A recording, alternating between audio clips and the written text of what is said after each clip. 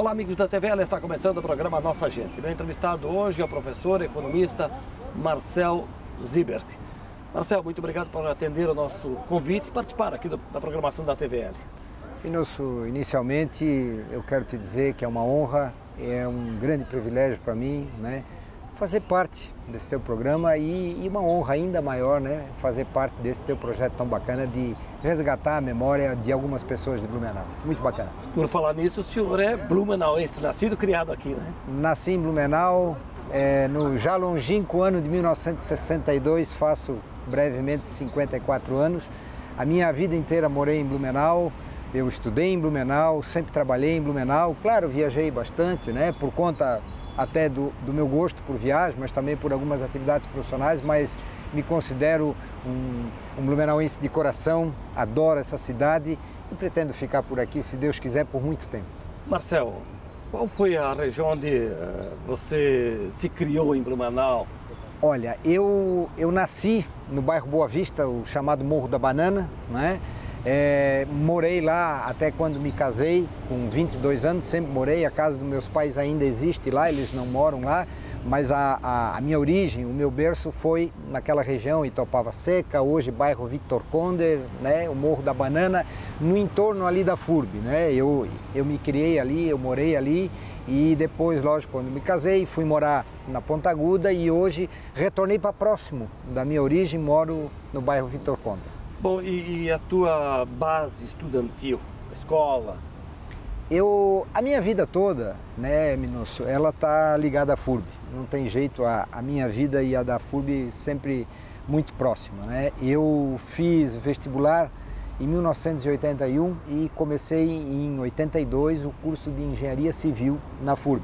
Na época, para vocês terem uma ideia, a FURB só tinha 14 cursos de graduação, hoje tem mais de 40 e tantos cursos. E não tínhamos muitas opções, ou você ia para Florianópolis ou para Curitiba, ou escolhia entre esses 14 cursos que a FURB tinha. E na época eu fiz a opção da Engenharia Civil, não é? Eu tive alguns conselhos, o meu irmão estudava arquitetura em Curitiba, então, bom, vou fazer Engenharia Civil.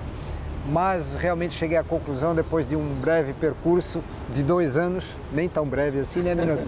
De que a engenharia não era o meu caminho, até porque a época, não é hoje assim, mas a época exigia dedicação integral, você não podia trabalhar, ou você estudava ou você trabalhava, e eu queria começar a trabalhar, realmente precisava, não é que precisava financeiramente, né, o meu pai até tinha condições de sustentar, mas eu desejava isso, e o curso não estava exatamente o que eu queria, e eu não me via engenheiro depois de um certo tempo, né, então eu acabei depois de 2 anos deixando a engenharia e em 1985 eu comecei o meu curso de economia e já nesse mesmo ano acabei começando a trabalhar como funcionário na universidade, que também é uma história interessante. A universidade que não faz muito tempo completou meio século de sua existência, né? A FURB tem 52 anos já, né? E eu já estou na FURB, faço em janeiro próximo 32 anos. Mas a minha porta de entrada na universidade foi uma tragédia, vamos dizer assim. Eu era aluno ainda de engenharia civil, à época, como eu disse, né, eu estudei um tempo de engenharia civil, e à época houve a grande enchente de 1983, a famosa cheia, esse lugar maravilhoso onde nós estamos aqui. Aliás, qual o lugar de Blumenau que as águas não chegaram, né? Exatamente, a gente contemplando atrás de nós aqui o rio, mas enfim, houve aquela enchente, né, que logicamente modificou a vida de Blumenau como um todo.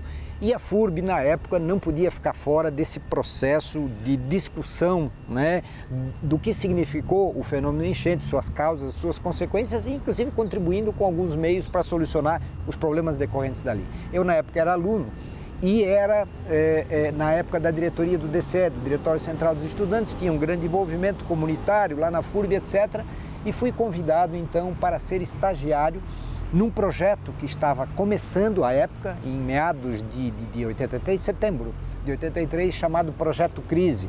Os mais antigos que nos assistem devem lembrar do antigo Projeto Crise, que deu, né, mais tarde origem ao IPA e posteriormente ao CEOPS, que é o sistema de alerta nosso aqui. Então eu comecei a minha vida profissional, primeiro como estagiário, em setembro de 83, nesse trabalho com as enchentes. E depois por um convite da professora Beate Frank, né, e eu estou na FURB como funcionário a convite da professora Beate Frank e do vice-reitor diretor à época, o nosso querido professor Braulio Schlegel, não é? Um grande, ativo até hoje, militante aí do meio cultural de Blumenau.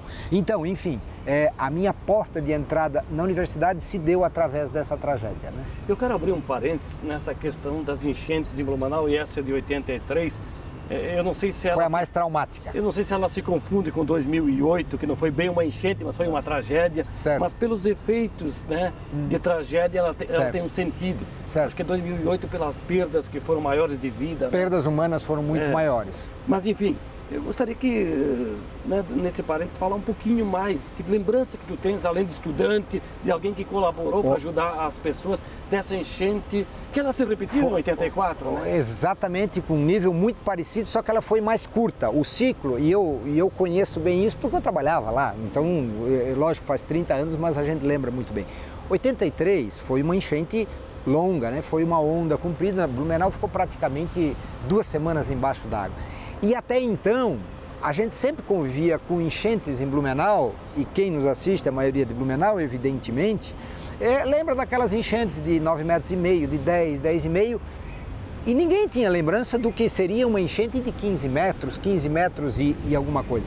E eu cresci desde criança pequena, né, como eu morava próximo do rio, né, ali no Boa Vista, o rio passa por trás, e a nossa casa fazia fundos para o rio, mais elevada, a gente não pegava enchente, de qualquer forma a gente chegava.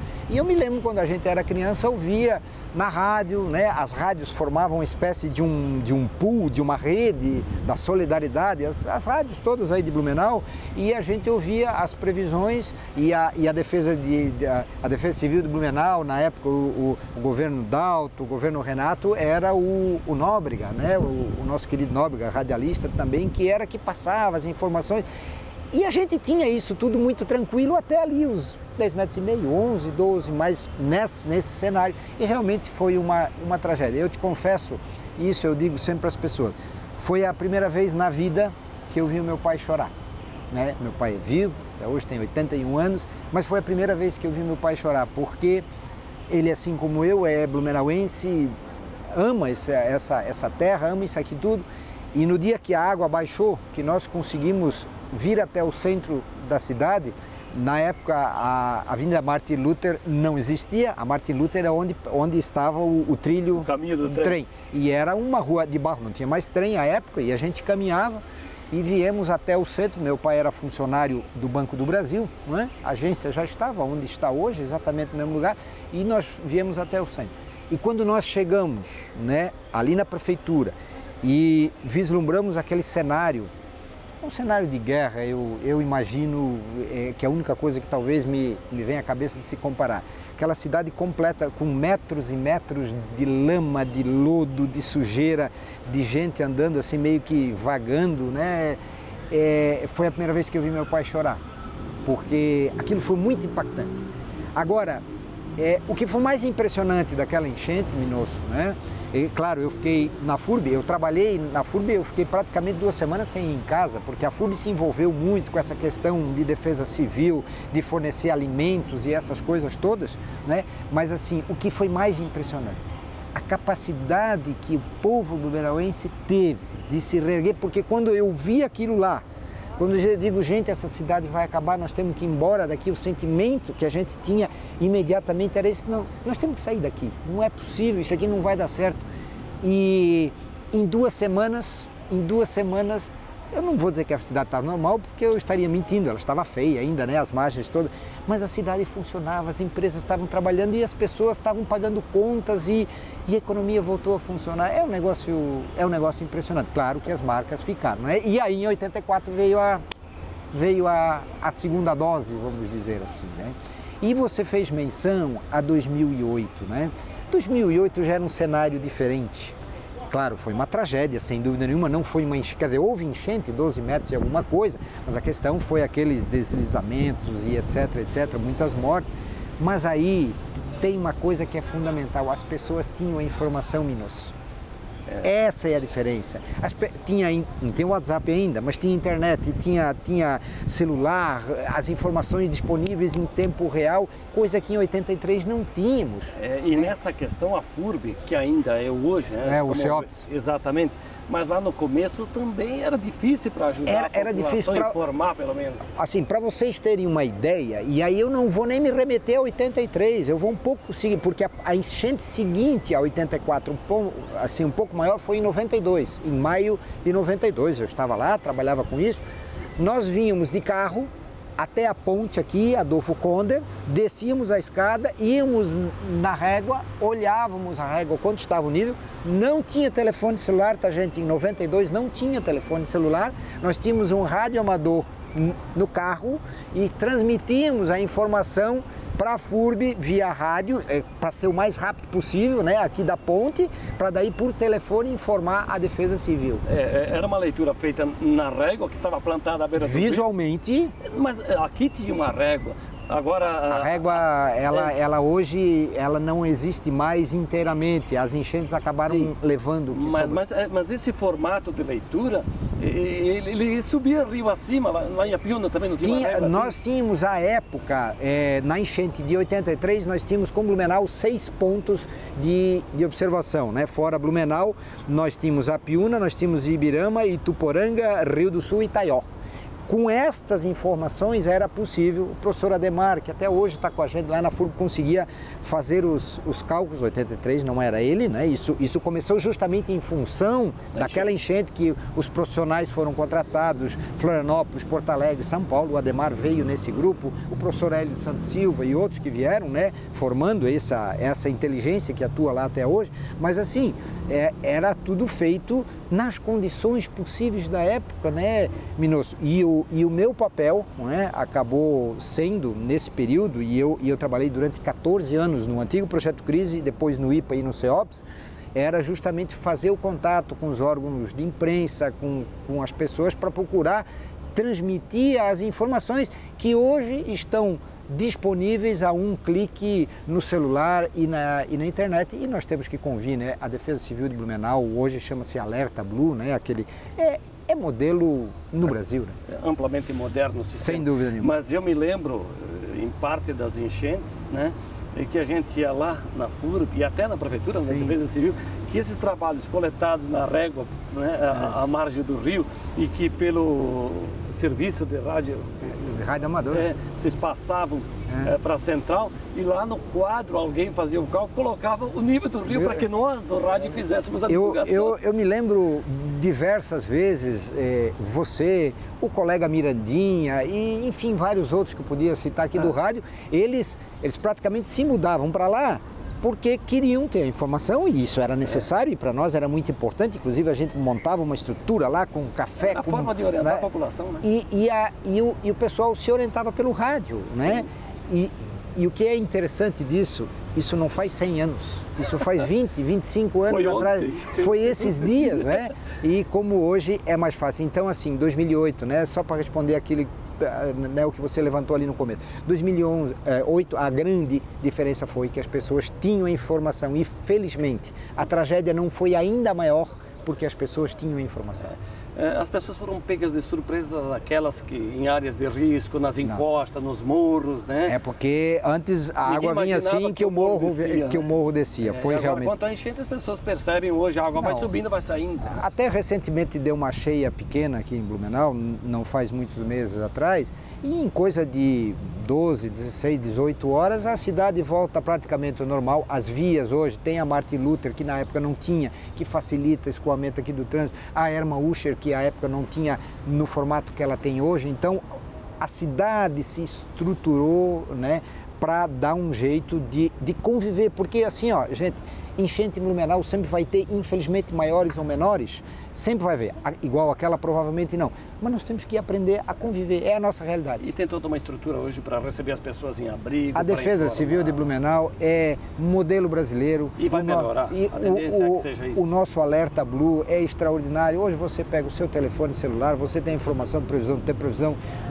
de nível, e a FURB continua atuando, né? Tanto é que as previsões do nível do Rio continuam sendo feitas lá, o CEOPS, né, que ainda existe até hoje, com aquele grupo, a nossa equipe profissional lá hoje é praticamente a mesma há 25 anos. Né? Marcel Zibert é o nosso entrevistado hoje no programa Nossa Gente. O programa dá um tempo, vamos fazer um breve intervalo. Fique ligado porque logo, logo estaremos de volta. Até já!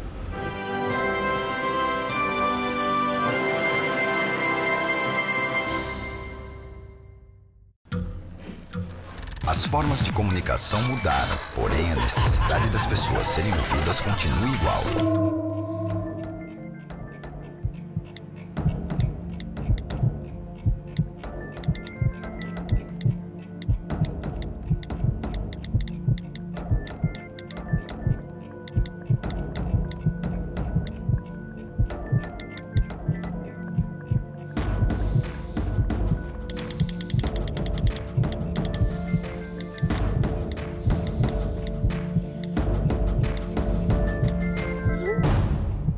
Compartilhe com o CVV aquilo que você não divide com ninguém.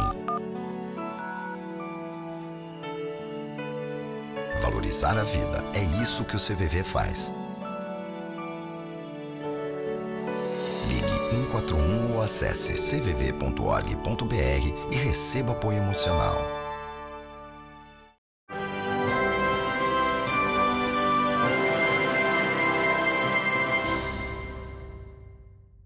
Estamos de volta na sequência do programa Nossa Gente. Meu entrevistado hoje é o professor economista, o Marcel Zibert. Bem, o senhor falou da sua participação como funcionário da FURB, lá no primeiro bloco, principalmente sobre as enchentes na cidade de Blumenau. Mas o senhor, com mais de 30 anos de FURB, desenvolveu várias atividades, funções lá dentro, né, Marcel? Exato. Eu fiquei nessa área, né, que a gente estava conversando no outro bloco, né, relacionada às enchentes, etc., eu fiquei até 98. 98, o professor Egon Schramm, o nosso reitor à época, assumiu lá a reitoria e eu já tinha uma relação de amizade de muitos e muitos anos com ele e ele me convidou, não é, para integrar a equipe lá do gabinete lá da reitoria. Então eu fiquei de 2008 até de 1998 até 2006, eu fiquei trabalhando junto ao gabinete lá do reitor. E essa parte, esse período foi muito interessante porque eu tinha à época a responsabilidade de construir, de manter as relações da FURB com órgãos públicos, órgãos empresariais, entidades aí de classe e conseguir construir, né, junto lá da reitoria, um período que foi muito interessante para mim porque eu conheci muita gente que eu não conhecia, não é? Apesar de eu ser blumenauense, de eu viver aqui, como eu disse, a vida inteira, tinha muitos segmentos aí da sociedade, né, especialmente as entidades de classe, a CIB, CDL, AMP, empresários, etc. Eu comecei a conviver, né, nessa minha atividade lá na reitoria, junto com o Egon, né, o nosso reitor. Eu chamo ele de meu eterno reitor, que para mim ele foi uma figura muito importante na minha vida profissional, né? Foram 8 anos de um giro radical na minha vida, radical, né? Porque primeiro eu trabalhava com a questão das enchentes, que é uma questão mais técnica, e fui trabalhar, vamos dizer, numa área de relações públicas, vamos dizer assim, foi muito importante. E foi nesse período, Minos, que eu acabei tomando o gosto, a vontade de trabalhar com a área de comunicação. De novo, a minha formação é economia, eu tenho 2 MBAs em áreas de gestão, mas eu sempre gostei da comunicação.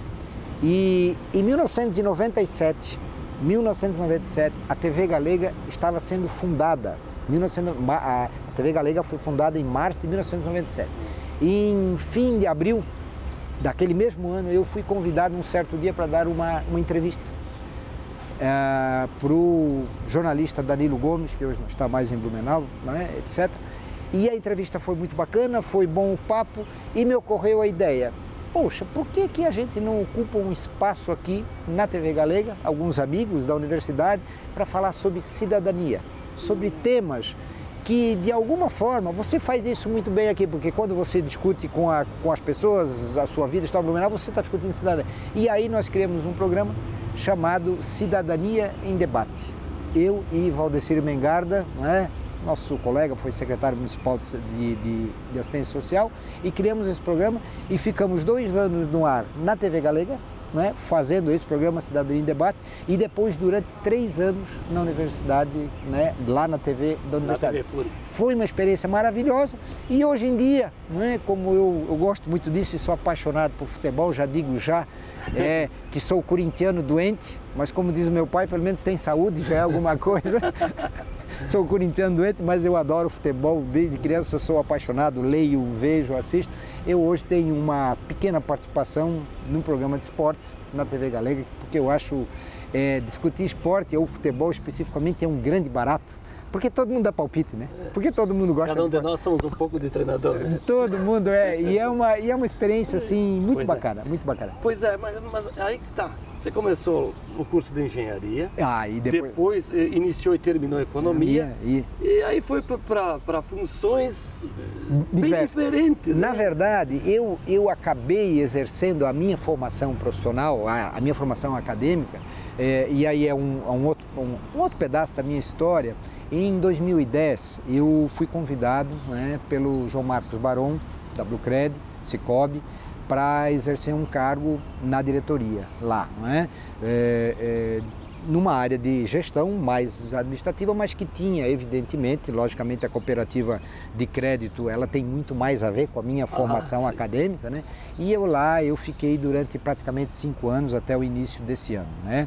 Foi uma experiência profissional rica, muito interessante, porque o sistema financeiro e mais, nós não podemos esquecer que a FURB é um órgão público. Então como existe um convênio entre a FURB e o Cicobi, eu fui cedido para essa cooperativa. Bom, a cooperativa é uma cooperativa de crédito, é uma instituição financeira, mas é importante dizer, ela é uma instituição privada.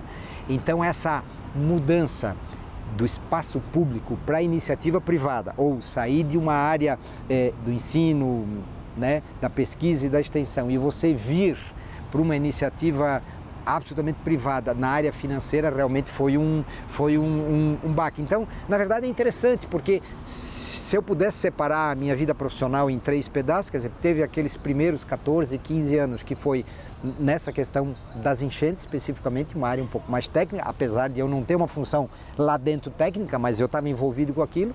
Depois uma área mais de relações públicas, relacionamento efetivamente, que foi lá na reitoria, quando o professor Eduardo Deixamos depois assumiu, eu fiquei um tempo lá também. Depois de 2010 a 2015, ficando na área financeira, e agora eu retornei à universidade, né? Eu não tenho bem claro ainda o meu projeto de vida para os próximos anos, não sou tão velho assim também, né, mas eu pretendo permanecer na universidade, esse é o meu...